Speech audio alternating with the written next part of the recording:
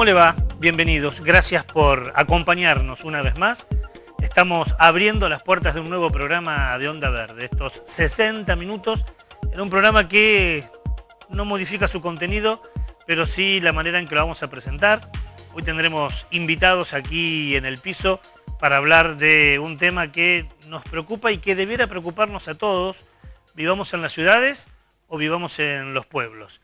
Pero como siempre abrimos nuestro programa con alguna información de los últimos días y lamentablemente la ecología no nos da generalmente buenas noticias para poder abrir nuestro programa. Esta es una excepción.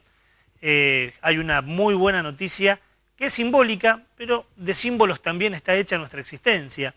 Hace un par de días atrás el Tribunal de La Haya dictó sentencia y la dio a conocer públicamente. ¿Te acordás?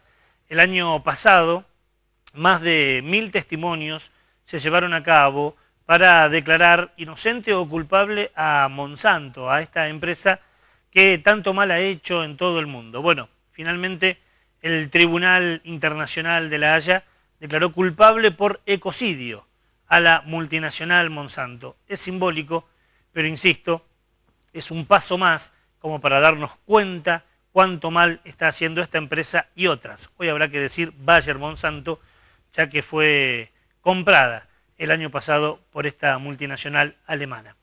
Así abrimos, buena noticia, bienvenido sea, y no lo ponemos en la luz verde, sino en la apertura para darle mayor trascendencia. De esto vamos a hablar hoy y de alguna manera está vinculado, pero todos los temas te lo presentamos como siempre en nuestro sumario.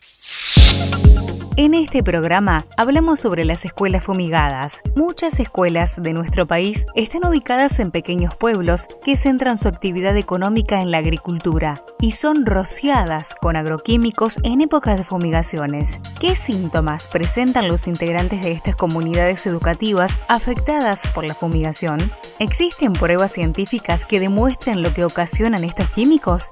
¿Qué respuestas dan las clases políticas y las autoridades ministeriales? Hoy hablamos con Clarisa Ferecio, docente de una de estas instituciones educativas, con Javier Galuccio, dirigente de AMSAFE, y Luis Carreras, del colectivo Paren de Fumigarnos. Recordamos el Día Internacional de Concientización sobre el Ruido. Tendremos además las luces del semáforo con las 3 noticias de la semana, la que nos preocupa, la que nos da una señal de optimismo y la que comprueba que se puede vivir en un mundo que se desarrolle sin violentar el medio ambiente. Y la Agenda Verde, los eventos más importantes vinculados con la ecología. Bienvenidos a un nuevo programa de Onda Verde, el único programa sobre medio ambiente de la televisión santafesina y regional. El tema central de hoy, lo planteábamos recién en el sumario, son las escuelas fumigadas. No solo se fumigan los campos y allí tienen grandes problemas de salud las poblaciones, los que trabajan en el campo, los camioneros que las transportan, sino también las escuelas, los docentes, los no docentes, los directivos, los alumnos. Un dato importante, más de la mitad de las escuelas que están en nuestro país, más de la mitad son escuelas rurales. Muchas de ellas hoy conviven con campos muy cercanos que son fumigados, tanto terrestre como de manera aérea. Algunos datos, algunos testimonios que te lo presentamos como apertura en este informe.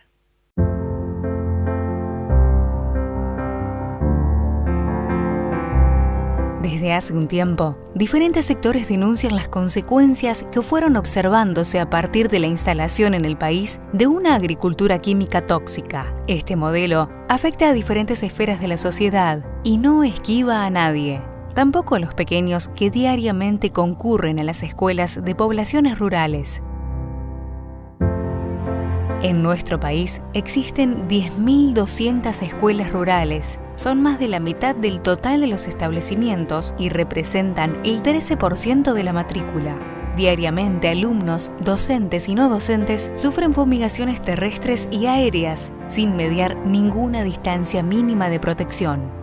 Los patios, esos espacios donde los alumnos y personal docente comparten el recreo, limitan con campos cuyas cosechas suelen ser regularmente fumigadas, con lo que se compromete la salud de la comunidad educativa. La escuela está rodeada de campo y donde se siembra soja y girasol y se fumiga con araña o con avión. Muchas veces los dueños de campo sí piden autorización en los fines de semana, pero muchas veces vemos que fumigan y estando los chicos en la escuela. Nosotros tenemos la escuela pegada al campo, el alambrado estará a 15-20 metros de los salones y específicamente este año, a principios de año, tuvimos que parar una fumigación. Los chicos estaban en recreo, algunos estaban en los salones y nos empezaron a avisar que pasaba el mosquito que le decimos, ¿no? Entonces inmediatamente los llamamos a los chicos adentro del salón, cerramos las ventanas y con otro profesor salimos a decirle que pare la fumigación, que pare. Maestros, profesores, directivos, asistentes escolares hace años que vienen solicitando un protocolo o una legislación que regule la actividad y que proteja su salud. Reclaman un mínimo de 1000 metros de distancia entre las fumigaciones y las escuelas. Cuestionan el modelo agropecuario y denuncian la inacción del Ministerio de Educación de la Nación. La policía nos informó que ellos saben lo que tienen que hacer, pero que lamentablemente no lo cumplen, digamos. También hay un poco de naturalización por parte de los mismos alumnos, de los padres y de los docentes, porque trabajan manipulando agrotóxicos e incluso el año pasado tuvimos el caso de nuestros alumnos, algunos de nuestros alumnos como banderilleros humanos, casos que han quedado chicos internados con erupciones en la piel, con vómitos. Un banderillero humano es alguien que señala por dónde tiene que ir pasando el avión, es decir, en lugar de usar banderas, separan los chicos y delimitan la zona por donde tienen que ir pasando. Y los fumigan encima, sí, por supuesto. El agua de pozo también sería cerca un arroyo del cual hay peces de los que ellos comen, así que posiblemente también tenga injerencia esto de las fumigaciones con respecto a todos los seres vivos que están en el lugar, porque ellos también consumen muchos frutos del monte. Si el impacto de la fumigación está en los frutos. Diferentes informes médicos demuestran que alumnos y trabajadores de la educación sufren afecciones respiratorias, adormecimiento en los labios, cefaleas e irritabilidad en la vista, entre otras dolencias. Yo noto que hay maestras que tienen problemas de tiroides, problemas de salud, pero nunca nos hemos detenido a observar que era un problema de la fumigación. Lo tomamos como un problema de salud. Más allá de reuniones, audiencias públicas y encuentros, nunca prosperó una normativa legal que regule la actividad. Lo que nosotros aspiramos ahora, por eso venimos acá, es que podamos poner los carteles que digan 1000 metros. Porque la gente se muere. Entonces nosotros seguimos discutiendo si son 50, si son 1000, si son 1500. La gente se muere. La ex legisladora y referente de CETERA, Marta Maffei, cuestionó en diversas oportunidades la inacción del Ministerio de Educación y denunció la violación de la Ley de Educación. El artículo 126 de la Ley de Educación expresamente establece los derechos de los alumnos y dice que los alumnos deben ser protegidos de cualquier agresión física, psicológica o moral. Ahora yo digo, el rociarlos con veneno no es agresión física. Urge que los ministerios de educación de estas provincias tomen carta en el asunto y protejan a trabajadores y alumnos. Se hace muy difícil la denuncia porque los alumnos y los padres dependen económicamente, lamentablemente, de las personas que los fumigan, que no les dan información, que no les dan protección. Entonces se hace muy difícil que esas personas quieran denunciar a quien les da trabajo.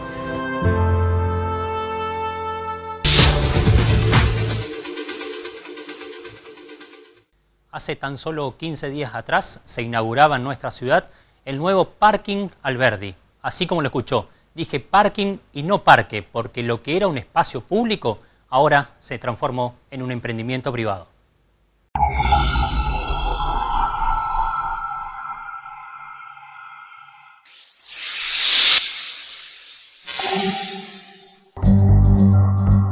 Se inauguró el nuevo Parking Alberdi. El complejo de cocheras privadas semisubterráneas que se construyó podrá albergar una importante cantidad de automóviles. Según se dijo desde la municipalidad, el espacio verde cuenta con un diseño nuevo y moderno que no se encuentra en otras plazas de la ciudad. Este va a ser un espacio público muy moderno, con muy buen equipamiento y con muchos elementos para el disfrute, ¿no?, de los mayores, pero sobre todo de los chicos también. Así que estamos muy contentos de este proyecto de la ciudad, que generó mucha discusión en su momento y eso hizo que mejorara. Por otro lado, se destacaron los trabajos de recuperación patrimonial que se realizaron en los monumentos históricos del Parque Alberdi. Pero como sabemos, el poder en la ciudad ganó una vez más. Utilizó todas las herramientas que tenía a su alcance y hasta la justicia fue cómplice.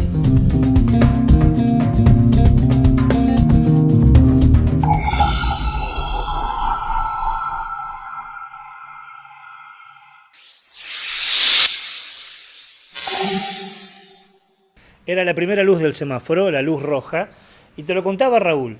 Se inauguró finalmente esa plaza con una playa de estacionamiento soterrada, y lo que decíamos en el final de la luz roja, ¿no? Parece ser que tendremos que acostumbrarnos, o a lo mejor no, pero parece ser la constante, de que nuestros estados ceden espacios públicos frente a presiones, negocios o lo que fuera. Como te decíamos en la apertura del programa, hoy es un programa distinto, el de Onda Verde, porque tenemos invitados aquí en el piso para hablar de un tema que tiene diferentes aristas y por eso hay 3 invitados. Queremos agradecerle muchísimo a Clarisa Ferrecio, que es docente de una escuela rural, la Escuela Rural número 30 de Arroyo Leyes, a Javier Galucio, que es secretario de Asuntos Sociales de ANSAFE, pero también, ya lo hemos planteado en más de una oportunidad aquí, ANSAFE forma parte de ese colectivo que es Paren de Fumigarnos, y a Luis Carreras, ya un viejo amigo del programa, integrante del CEPRONAT, el Centro de Protección a la Naturaleza, que también forma parte del colectivo Paren de Fumigarnos. Gracias por venir a los 3, Gracias a ustedes. Y gracias por la espera también. Hablar de un tema que creo que les compete a los 3, cada uno en su institución o en su trabajo, desde diferentes esferas. Lo decíamos en la apertura del programa, hoy vamos a hablar como disparador de las escuelas que sufren la fumigación. Pero a partir de allí, todo el trabajo que se vino haciendo, Luis desde una entidad ambientalista y en el caso de Javier desde ANSAFE. Clarisa, empezamos con vos, si te parece. Vos formás parte de una escuela que vive ¿a cuánto de un campo que generalmente se fumiga? Bueno, ¿qué tal? Buenas tardes. Bueno, yo sí soy docente de una escuela de Arroyo Leyes, delegada gremial de esa escuela. Actualmente la escuela no está siendo partícipe, diríamos, de una fumigación. Sí tuvimos hace un tiempo, hace ya prácticamente casi un año, el campo vecino a la escuela, está lindero, el campo lindero a la escuela, que ahora se encuentra desocupado. Sí se sabía que se encontraba con actividad de fumigación, ¿sí? De siembra y de fumigación en las épocas de siembra. Actualmente eso no sucede. No sucede a partir de una movilización de vecinos autoconvocados, sí, ¿no? Sí, no sucede a partir de... Sí, en Arroyo Leyes se conformó un grupo de vecinos autoconvocados que se movilizaron, y entre las cosas que vemos como positivas fueron que sí, que ese campo actualmente no se fumiga. Fue una de los pedidos de vecinos autoconvocados, y también en eso participó el gremio como escuela, claro. ¿Cierto? Cuando se fumigaba, ¿cuál era la realidad que se vivía en la escuela? ¿Qué problemas tenían? Acá hay que hablar de alumnos, pero también del personal docente y no docente de la escuela. Sí, nosotros en realidad desde la escuela Arroyo Leyes tiene una particularidad como población. Es una población que no tiene una distribución que se pueda decir organizada. Los campos que están fumigados se encuentran distribuidos entre entre los lugares donde hay loteos, donde hay casas, donde hay escuelas. No solamente nos afectó a la escuela, sino como vecinos, diríamos. En la escuela, en realidad, esto llegó recién el año pasado. Lo trajimos a la escuela al tema a través del gremio. Si no, era un tema como un poco todavía callado. Parecía que sucedía alrededor, pero bueno, en la escuela todavía no nos habíamos concientizado de eso. Así es que el año pasado sí tuvimos una charla en la escuela que fue Carlos Manesi del CEPRONAT, fueron también representantes del gremio, y ahí nos empezamos a interiorizar más también como docentes cuál es la realidad de vivir en un lugar donde se fumiga, donde se utiliza glifosato, y bueno, a partir de ahí es que empezamos un poco a tomar conciencia. Pero justamente eso coincidió con que el campo lindero empezaba a dejar de tener actividad. Entonces el tema también dentro de la escuela, más allá de que se haya hablado, no fue algo que nos siga interpelando directamente, porque el campo lindero ya no está siendo ocupado. Sí, en la localidad se sabe, los vecinos, bueno, sigue esta actividad de los vecinos autoconvocados. Hubo el año pasado en la escuela utilización de agua por intermedio de bidones, para que los chicos no tomen el agua hasta no saber realmente si estaba contaminado o no. O sea, hubo todo un movimiento alrededor de eso, pero ahora actualmente está todo mucho más tranquilo. Javier, esta realidad que cuenta Clarisa sucede en otras escuelas de la provincia, ¿no? Sí, tal cual, sí, obviamente. Nosotros en la provincia de Santa Fe hay más de 800 escuelas que trabajan en el contexto de la ruralidad, en pueblos, en comunas, escuelas rurales y que trabajan en contextos periurbanos. Nosotros desde hace mucho tiempo, hace más de 15 años, de manera sostenida, se vienen acercando al sindicato un montón de compañeras y compañeras que integran estas comunidades educativas, trayendo esta problemática, toda vez de que venían siendo afectados por incidentes al mismo momento de estar trabajando. Escuelas que a través de fumigaciones aéreas que se desarrollaban en los campos que lindan con los edificios donde ellos desarrollan sus tareas, se veían atravesadas que sobrevolando el mismo edificio o fumigando, como en el caso de la Escuela 30, acá en el Departamento de Capital hay otras instituciones, la Escuela 47 que está en la zona de Campo Crespo, ahí lindando Montevera. Pero es una problemática bastante recurrente por la cual desde como organización, como ANSAFE, definimos no solamente avanzar en el proceso de denuncia de estas situaciones para que de alguna manera no garantizar de que esas situaciones no se repitan, sino llevar a la agenda paritaria y debatir con nuestro empleador, con el Ministerio de Educación, con el Gobierno de la provincia, esta situación para generar una estrategia que dé cuenta de una solución a este tema. Después vamos a hablar porque en las últimas paritarias apareció ese tema.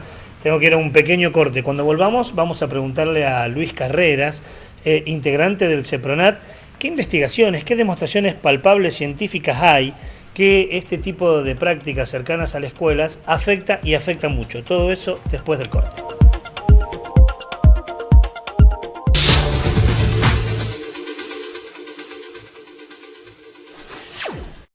Auspicia Onda Verde, Cersolar Paraná, energías renovables. Somos una empresa que se encarga de proveer soluciones orientadas a la generación alternativa de energía. Más información en www.cersolarparaná.com.ar o nos llamás al 0343 154 657 551.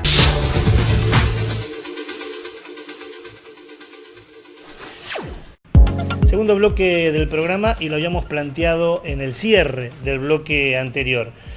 Me imagino, Luis, porque tenemos algunos años ya trabajando en esto, que del otro lado alguien dirá, exagera, fumigan y no hace tanto, guardan a los chicos un ratito en la escuela y no pasa nada. hay demostraciones científicas, ¿no? Mira, el tema es que sabemos que en las escuelas lo que suceden son los casos de intoxicación aguda. O sea, intoxicación aguda es aquella la que sucede cuando vienen, te fumigan al lado, chicos con mareos, chicos que tienen problemas respiratorios, que también no son solamente los chicos, sino que son los docentes. Lo que podemos llegar a establecer son analogías, por ahí no hay un estudio específico, o sea, hay algunos que se han iniciado en la provincia de Buenos Aires, otro en Entre Ríos, pero no hay estudios específicos científicos. Lo que sí podemos llegar a decir es que, y que también afuera de las investigaciones de la semana pasada ya estuvieron también por los distintos medios, por ejemplo, la cuestión de el glifosato en sangre, que se ha encontrado a través de una experiencia que hacen Mar del Plata, una fundación BIOS, comienza con un proyecto que se llama La Mala Sangre, que es analizar la sangre de la gente para ver, bueno, cómo era que se contaminaba y a través de que así se detecta que la mayoría de esta gente que no era de lugares rurales, sino que era de lugares urbanos, se contaminaba a través de los alimentos. Claro. Entonces, claro, eso es el caso de una intoxicación que sería crónica, o sea, uno va consumiendo todos los días y se va intoxicando. Pensemos en este caso, hagamos una analogía, qué pasa con los chicos cuando tenemos una intoxicación aguda o también crónica cuando tenemos que muchas de estas escuelas se abastecen de aguas subterráneas. No tienen agua de superficiales, que también sería otro problema, ¿no? Pero estas aguas que también son, llegan los agrotóxicos hasta las napas de agua. Entonces, luego los chicos consumen esa agua y tenemos otro problema, que es la ingesta, y ahí ya se empieza a convertir en crónico. O sea, hay otras analogías. Por ejemplo, ahora salió la semana pasada, se le dio mucha publicidad lo de la comuna de Arequito contra una empresa de agrotóxicos, digamos, donde no es el problema solamente el tóxico, sino que son los coadyuvantes o los detergentes que vienen con el agrotóxico, ¿sí? O sea, no es solamente el glifosato, el 2,4-D, el endosulfán, sino que son justamente estos elementos que ayudan a que esto se pegue más en la planta para que haga mayor efecto. Estos se llaman disruptores hormonales, o sea, eso sí ya está comprobado que son disruptores hormonales que han generado, eso sí, son estudios en otros lados, en España, en Francia, por ejemplo, en Europa están prohibidos todos los productos que tienen nonilfenol. El nonilfenol para digamos, a ver, los preservativos que tienen espermicidas tienen nonilfenol, ¿sí? Justamente porque es un espermicida, es algo que mata para evitar reproducción y demás, o sea, que, digamos, o sea, ahí tenemos ese tema. Sí. Bueno, aquí a partir de todos esos estudios es que se ha empezado a ver de que genera el nonilfenol, justamente, que es lo que se prohibió, lo que se pidió prohibir a través de la comuna de Arequito, genera ese tipo de problemas. ¿Qué fue lo que hizo Arequito? Dijo, no queremos que nos fumiguen con esto. La empresa, bueno, ahora acaba de llegar hasta la Corte, y la Corte Suprema de Justicia dijo que la comuna de Arequito tiene razón y por lo tanto es el único lugar que hoy no se fumiga con coadyuvantes. El resto de la provincia está en escuelas, centros de salud, centros de recreación o en los bordes de las ciudades, están siendo todos fumigados en este momento con este producto que es un disruptor hormonal y que genera serios problemas para la reproducción, cáncer de testículos, problemas de mamas, digamos, cáncer de mama en las mujeres, o sea, genera problemas de todo alcance, especialmente en la reproducción. Javier, ¿y ustedes en el sindicato, en el gremio, recibieron alguna vez algún llamado de alguna escuela diciendo, mirá, a los chicos o a los docentes le pasa esto, le pasa aquello, porque vivimos cerca de un campo fumigado? No, sí, sin duda, como te decía, desde hace muchos años venimos recibiendo de manera periódica estas denuncias y la experiencia de Arroyo Leyes, la experiencia también de Campo Crespo, de alguna manera se han arrimado, tiene que ver con esto, se han arrimado nuestros compañeros a traer de alguna manera la problemática, toda vez de que pueden dar cuenta de distintos eventos que han afectado a toda la comunidad educativa. De alguna manera nosotros entendemos que todo este proceso, como Clarisa recién comentaba, que permitió que en el campo que linda con la Escuela 30 de la localidad de Arroyo Leyes hoy no se esté produciendo frutilla, hoy no se esté fumigando, tiene que ver con ese proceso de denuncia que los compañeros y toda la comunidad ha llevado adelante y que de manera organizada se han ido dando distintas estrategias que ha de alguna manera puesto un freno a esa producción producción en una zona tan cercana a la escuela. Pero en este caso, bueno, tuvo final feliz, no siempre lo tiene, ¿no? No, para nada. Es un trabajo que nosotros, como te decía, vamos a seguir insistiendo. Entendemos que por eso lo planteamos, como te contaba, en el ámbito paritario, porque es una problemática que sigue siendo recurrente, que de alguna manera que se frenan cuando avanzamos con los procesos de denuncia, con los procesos de movilización que se van dando en la distinta comunidad y que como gremio nosotros participamos y acompañamos, pero entendemos que de alguna manera y así en el ámbito como integrante de la campaña Paren de Fumigar los venimos sosteniendo, tiene que haber no solamente mecanismos de control, tiene que haber una participación activa de los organismos que tienen que controlar estas situaciones, sino que tiene que haber normas que de manera más precisas regulen y legislen sobre esta situación, porque si no, de manera recurrente se van a seguir sucediendo estos eventos. Me imagino que la convivencia debe ser complicada en localidades, como habla de Arroyo Leyes, que estás vos, Clarisa, donde la relación vecino, productor, papá, alumno y docente y dirección es muy estrecha, ¿no? Sí, es delicado el tema porque Arroyo Leyes no es un lugar muy grande. Sí es un lugar que tiene población nueva, diríamos, muy reciente, que se mezcla con la gente que vive de toda la vida. Y en este tema sí lo que sucede es que nosotros, entre nuestros papás, tenemos a productores, tenemos a trabajadores de las quintas.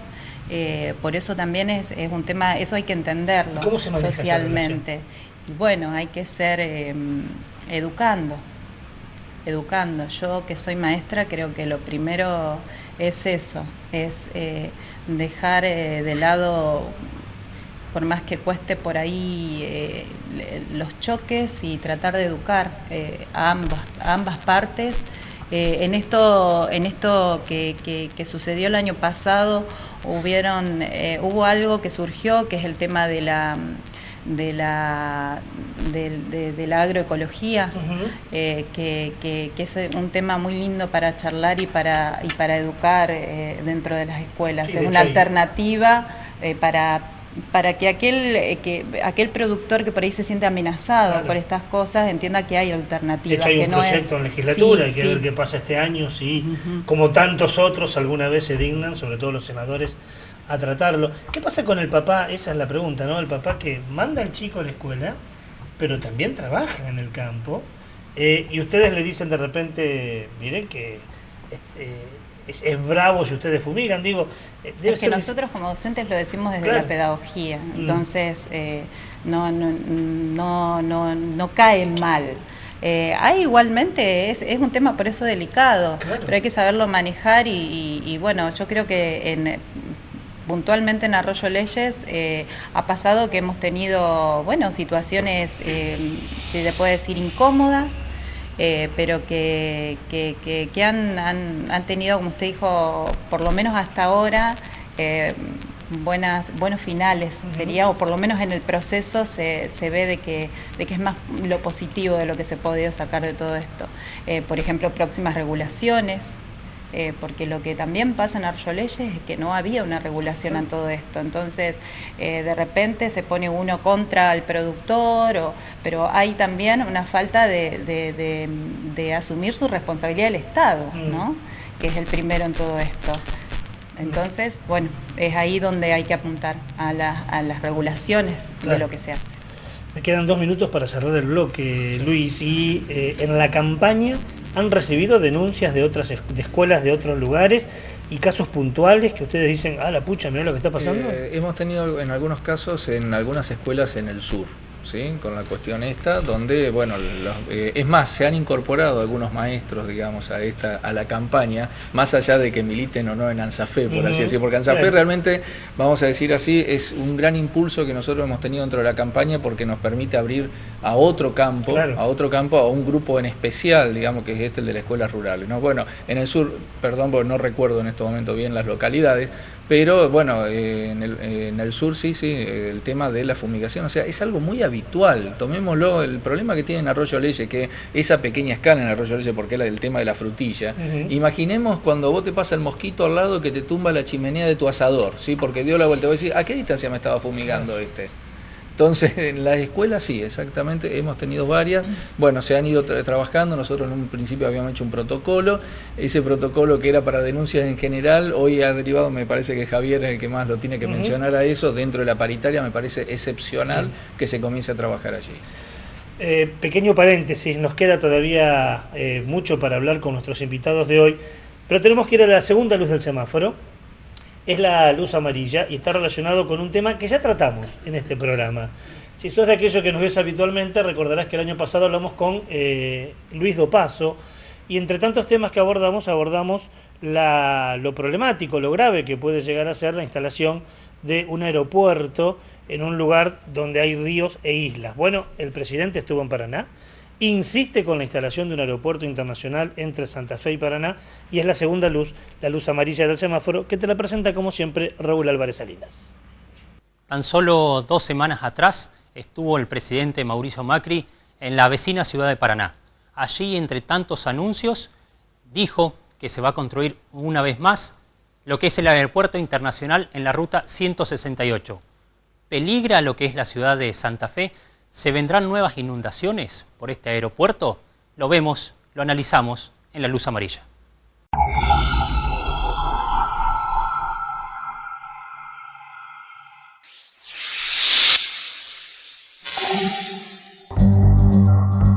Con la excusa que entrerrianos y santafesinos estemos conectados con el mundo y entre nosotros, el presidente justificó la construcción de un aeropuerto internacional en inmediaciones de la autovía 168.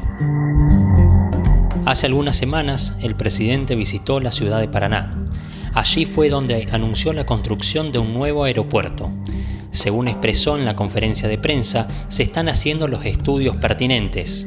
Lo segundo que también propusimos en esta revolución de los aviones que estamos haciendo en la Argentina, que vamos a conectar la Argentina con cientos de nuevos vuelos, espero que decenas de nuevas empresas que nos quieran conectar a los argentinos en forma económica, accesible y segura, porque es el sistema de transporte más seguro que hay en el mundo. Espero que podamos hacer el aeropuerto único entre Santa Fe y Paraná, ¿no? Estamos haciendo los estudios, están ambos intendentes de acuerdo, ambos gobernadores de acuerdo, va a ser algo muy bueno, va a darle volumen, escala y lo va a transformar en un aeropuerto internacional. Entonces, entrerrianos y santafesinos seguramente no solo se van a conectar con el resto del país, sino que se van a poder conectar con el mundo directamente. Y eso va no solo a facilitar el conectarse culturalmente, socialmente, sino que también va a facilitar el comercio y eso va a ayudar a crecer a toda la zona de influencia. A mediados del año pasado ya se empezaba a hablar de este tema. Por eso consultamos a Luis Dopazo, un especialista en estos temas. Yo creo que lo conveniente sería utilizar el aeropuerto actual y modernizarlo. Ya tuvimos la experiencia que durante la Copa América del 2011 funcionó como aeropuerto internacional. Si durante 40 días funcionó como aeropuerto internacional, ¿qué es lo que le hace falta para que funcione 100% como tiempo de aeropuerto internacional?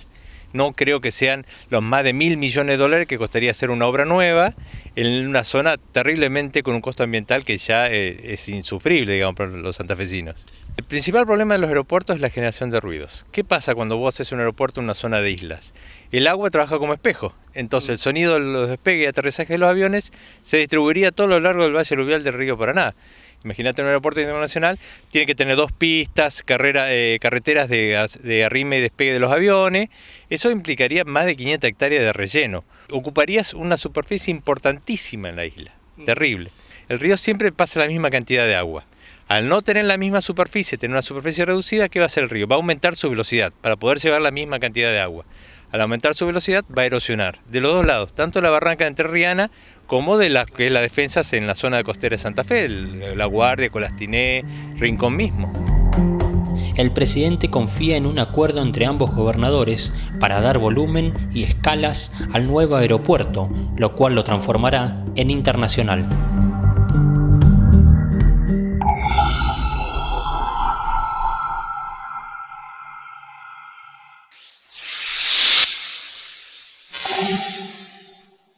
Bueno, hasta aquí lo que planteaba Raúl en La Luz Amarilla. La pregunta queda allí en el aire, ¿no? ¿Será realidad o es una de las tantas promesas electorales en un año electoral que seguramente estaremos llenos de estas promesas? Volvemos al tema que nos toca hoy, que es el tema de escuelas fumigadas y la fumigación en general. A cualquiera de los tres, ¿cuáles son las gestiones que se llevaron a cabo para ir despacito, progresando y para que de repente en esta escuela ya al menos el campo que está al lado no se fumigue, en otra también? ¿Cuáles son las gestiones que se llevaron a cabo? Bueno, nosotros como organización gremial, una primera estrategia que nos dimos es avanzar, instalar el tema en la agenda paritaria y en ese ámbito definir lo que entendemos es una herramienta para que los compañeros y compañeras que trabajan en esas instituciones tengan al momento de esos incidentes. Puntualmente planteamos, y de hecho la última paritaria el viernes pasado ya la aprobó, entendemos que el Ministerio de Trabajo la tiene que homologar, es un protocolo de procedimientos a seguir para escuelas que se ven afectados por las fumigaciones, donde de alguna manera se desarrolla, se establecen una serie de procedimientos preventivos para que los trabajadores de esos espacios desarrollen al momento de producirse ese incidente, pero después también se indica cuáles son los procedimientos a seguir a los efectos de dejar establecida la denuncia de esos incidentes. ¿Puedo apelar a tu memoria? Yo sé que son muchos puntos porque los leí, pero ¿puedo apelar a tu memoria para ver cuáles son los puntos más importantes de ese protocolo? Hay todo un primer anexo que desarrolla estrategias de prevención, donde al compañero director se le indica de cómo proceder a los efectos de garantizar la salud y la integridad física de las personas que ahí se están desarrollando, consideraciones de si es conveniente, de cuándo es conveniente habilitar o indicar el desalojo de esa entidad, de si es conveniente que resguarden la integridad al interior del espacio físico, de cómo evaluar la eventual intoxicación que puede venir en los elementos y en las instalaciones de ese ámbito escolar, y después una parte que a nosotros nos parece importante, todo el procedimiento de cómo avanzar con la denuncia ante la Fiscalía, ante la Policía, las actuaciones que tiene que seguir ese personal, y fundamentalmente lo que define ese protocolo, que tiene que ver con una cuestión que recién hablabas con Clarisa, con la particularidad que tienen estas instituciones y sobre todo las instituciones que están en el ámbito de la ruralidad, que muchas veces son escuelas de un único personal que se encuentran en soledad frente a este productor que en esa comunidad tiene una presencia más importante, y en ese sentido nosotros lo que ese protocolo define es obliga al supervisor y al Ministerio de Educación, al director regional como autoridad política, a involucrarse y a tener un seguimiento sobre ese proceso de denuncia. A nosotros nos parece importante, nos parece central para que de alguna manera ese posicionamiento, que esa comunidad educativa no quede solamente, no recaiga sobre las espaldas de ese director o de ese maestro que muchas veces, como te decía, trabaja en soledad en el medio de una comunidad rural, sino que sienta que ese proceso de denuncia de alguna manera está acompañado y respaldado por el Ministerio de Educación. Ese protocolo también avanza.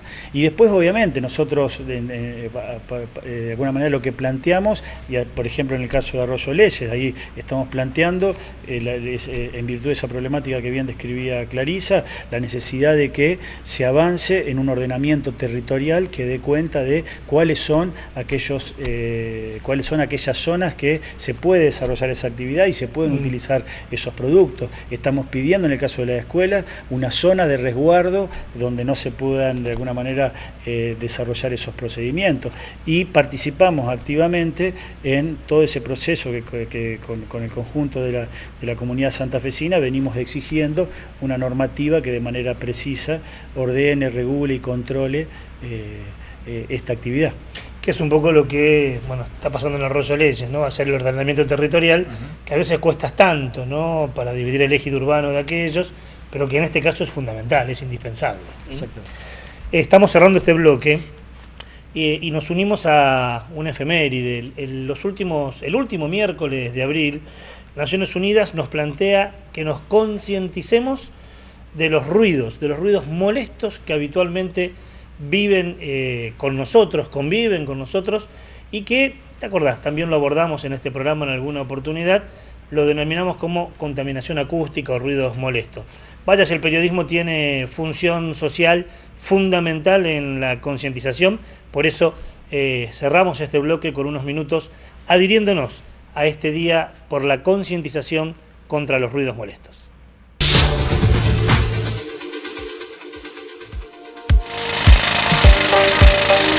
El 24 de abril se conmemora el Día Internacional de la Concientización sobre el Ruido, con el propósito de promover el cuidado del ambiente acústico, la conservación de la audición y la concientización sobre las molestias y daños que generan los ruidos. El ruido es un sonido inesperado, no deseado y molesto. Según la Organización Mundial de la Salud, interfiere en la salud y afecta a las actividades cotidianas. Los niveles óptimos de ruido se ubican en 55 decibeles. Los efectos nocivos empiezan a manifestarse a partir de los 65 decibeles. Ya sea en el trabajo, por desarrollarse en un entorno ruidoso o en los momentos de ocio, en la calle o en lugares cerrados o incluso en el propio hogar, el ruido amenaza nuestro descanso y bienestar y puede ser el origen de diversas patologías y afecciones perfectamente evitables. Día Internacional de Concientización sobre el Ruido.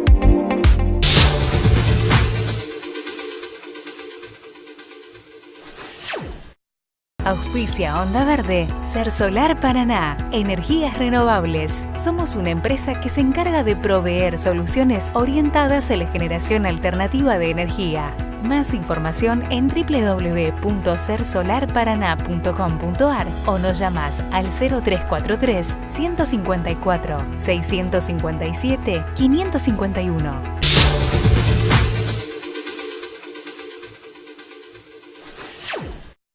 Último bloque de Onda Verde, estamos en esta mesa hablando hoy de escuelas fumigadas.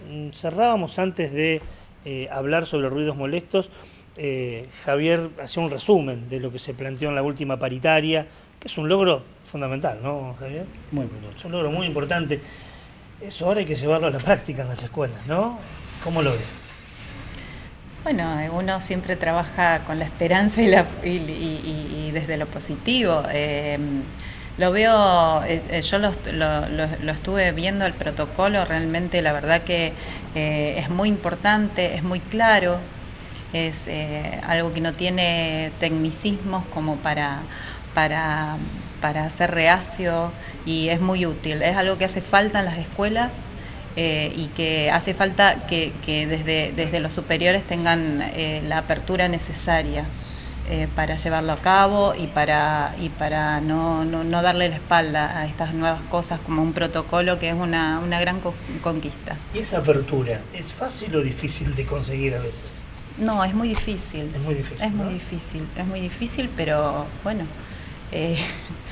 particularmente soy una persona que todos los que estamos en estas cosas, en AMSAFE, en CEPRONAT, somos personas que bueno, será que no nos gusta mucho lo fácil, pero no son cosas imposibles, son difíciles, sí, llevan mucho diálogo, llevan muchas crisis, pero son posibles, sí.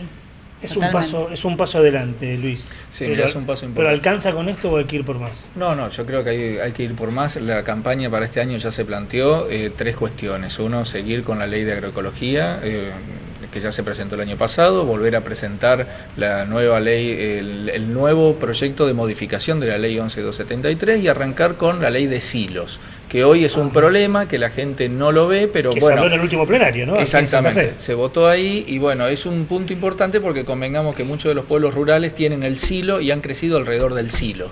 Entonces, ese lugar hoy es un elemento de contaminación muy fuerte y de muerte en los pueblos, nada más que no se percibe por esta cuestión de la economía, la ecología, la salud. Bueno, nosotros creemos que esto es un avance importante, no estamos diciendo no a los silos, lo que estamos diciendo es retirémoslo de la zona, de la zona urbana, en un momento prudente, en un tiempo prudente, no dentro de 20 años, cuando ya no haya gente, ¿sí? Entonces, eso en cuanto a la parte legislativa, y en cuanto a todo lo otro que hace la campaña, seguirá sea con sus acciones legales, como la que hemos venido haciendo, por ejemplo, que se logró que el 2,4-D no se fumigue más, o sea, todas esas cuestiones que vamos presionando al Ministerio de la Producción.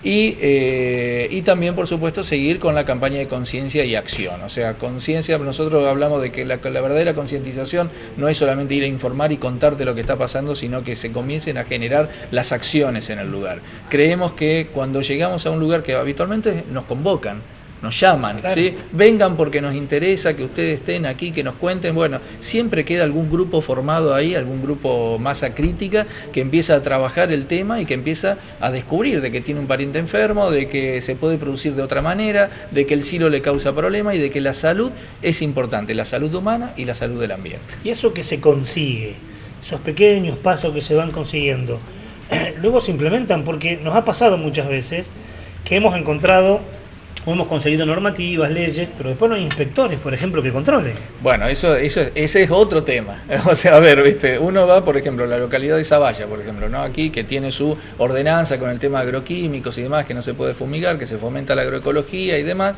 pero también hay un cierto control social sobre lo que está sucediendo. No se termina esto en lograr la aprobación de una ley o la aprobación de un protocolo, sino que se necesita permanentemente la acción. Es como que si nos quedamos cruzados de brazos no sucede nada. Otra vez caemos en la frase de la voluntad política, exactamente, ¿no? Exactamente. La gente se olvida demasiado pronto de las cuestiones, claro, estas, invadido y mediado por lo cotidiano, y en realidad estas son las cuestiones que garantizan a lo largo del tiempo, digamos, una verdadera salud de la población y una salud ambiental. Eso nosotros lo repetimos continuamente. Recuerdo hace un año y medio atrás estar en una escuela de selva ahí en Santiago del Estero, pero limitando, sí, con sedes en Santa Fe, donde los docentes habían generado con la cooperadora un salón de usos múltiples, muy lindo, en comparación con algunas situaciones precarias que tenía la escuela, porque de esa manera los chicos no salían al recreo cuando fumigaban y podían estar allí, ¿no? Entonces, no adaptarnos al posibilismo, sino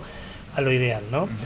Les agradezco mucho que hayan estado hoy aquí con nosotros. Seguramente nos quedó mucho tema para abordar, pero es un disparador, al menos que la gente de las ciudades también sepan que existen escuelas rurales que tienen las problemáticas de las escuelas urbanas, pero también otras. Y que, como decíamos en la apertura, y lo vamos a decir también en el final, algunos datos que buscábamos, más de la mitad de las escuelas del país son escuelas rurales, el 52 o el 53%. Vaya, sí, tenemos que ponerle el ojo. Gracias por estar con nosotros hoy. Gracias a ustedes. Vamos a la tercera luz del semáforo, es la luz verde, la buena noticia. Y está emparentado con lo de hoy, porque bueno, perdió estado parlamentario lo que se conoce popularmente como la ley Bertero o la ley de agrotóxicos y agroquímicos, una ley que era un paso para atrás, así que haya perdido estado parlamentario es una buena noticia y te lo presenta Raúl en la última luz del semáforo, la luz verde. Como decía Ricardo recién, se cayó una ley. ¿Por qué que se caiga una ley es bueno? Te lo vamos a contar en la luz verde.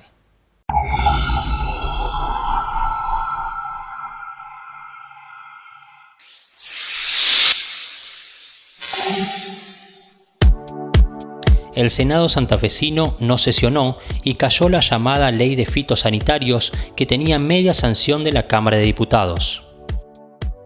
Allá por el 2015, la Cámara de Diputados de Santa Fe dio media sanción al proyecto de ley que regula la aplicación de agrotóxicos. La Cámara de Diputados viene trabajando desde el año 2010 en este tema para lograr una modificación a la actual ley de fitosanitarios, a efectos de lograr, sobre todo, precisar lo que son las distancias mínimas en las zonas periurbanas de aplicaciones, donde la ley actual no es para nada clara o prácticamente no brinda ninguna posibilidad de protección ante una problemática donde sabemos que los agroquímicos no son sustancias inocuas, como bien lo sabemos todos, y que bueno, deben tomarse sus precauciones, deben ser utilizados con el debido control y las medidas de seguridad que hagan que las aplicaciones con estos productos sean seguras.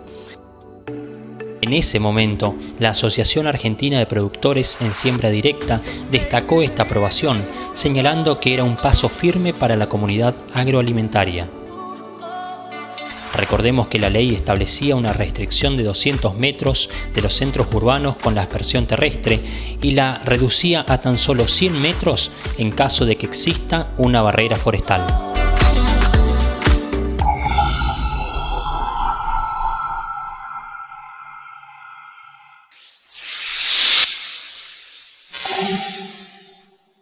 Mucha lucha, muchas manifestaciones, mucho encuentro, mucha movilización necesitó para que este proyecto finalmente caiga.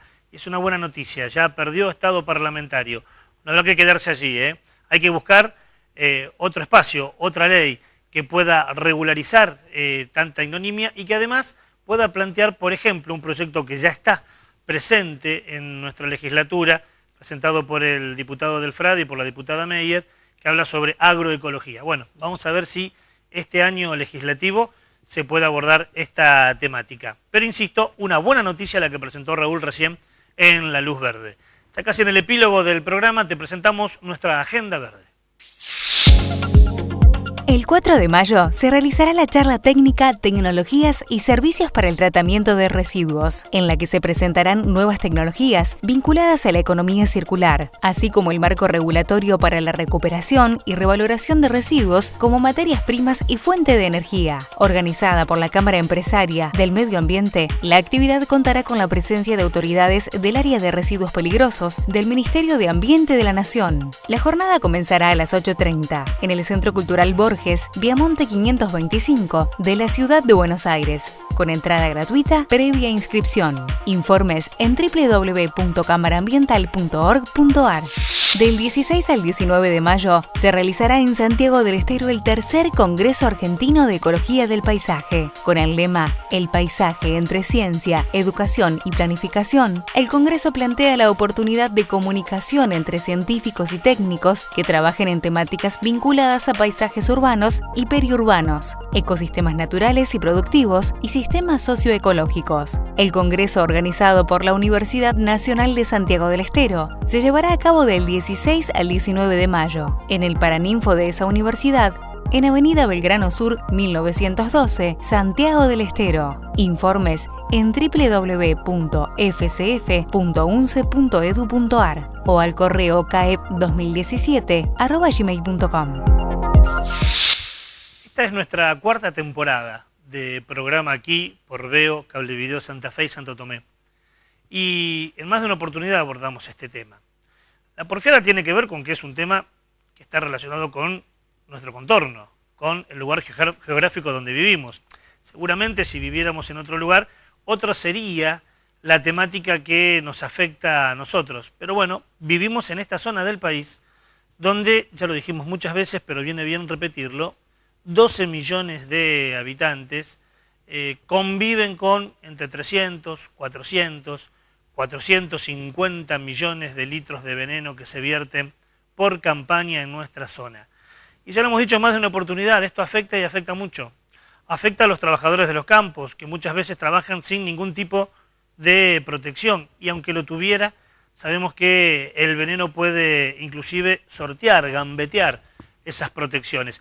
Afecta a las poblaciones rurales que viven allí cerca por la deriva del viento o por el consumo del agua.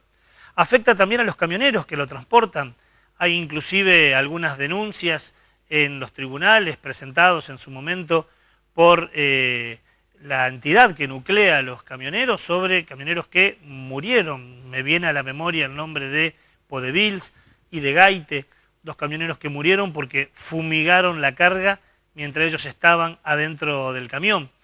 Pero afecta también, y hoy lo vimos con las entrevistas que tuvimos, a los alumnos, a los docentes, a los no docentes, que están en las escuelas rurales, que conviven muchas veces, el patio de la escuela convive casi sin límite geográfico con un campo que se fumiga. Imagínese esto, imagínese un chico saliendo al recreo, los docentes, y un avión que pasa a baja altura tirando veneno y el chico allí en el recreo. Lo planteábamos también en la mesa con nuestros entrevistados. En alguna oportunidad que por trabajos periodísticos concurrimos a algunos de estos lugares, los docentes hacen malabares para que los chicos no salgan al recreo. generan actividades lúdicas adentro para que los chicos nos hagan el recreo, sabiendo que esto es un parche que de todas maneras puede generar algún tipo de inconveniente igual. Se ha avanzado, el protocolo que planteamos en la mesa que se firmó finalmente en la paritaria es un avance, pero evidentemente no alcanza, hay que ir por más. Me quedo con esto. Los griegos, civilización sabia, si la había, decía que una sociedad es sana y es madura cuando cuida fundamentalmente los dos extremos de las sociedades, los dos extremos de esa vida etérea. Por un lado, los más ancianos y por otro lado, los más chicos. Si no respetamos a los abuelos, si no cuidamos a los más chicos, no cuidamos el pasado y tampoco tendremos futuro. Bueno, habrá que ponerse los pantalones largos, tener voluntad política y cuidar a todos, pero sobre todo a nuestros chicos. No pueden ir a la escuela a aprender y llegar a su casa enfermos porque los fumigaron. Así cerramos nuestro programa de hoy. Ojalá sirva, como decimos siempre, para pensar, para debatir, para seguir creciendo. Y si ese fue el objetivo, lo invitamos, como siempre, dentro de 7 días para hacer un nuevo programa de Onda Verde. Será hasta entonces. Muchas gracias.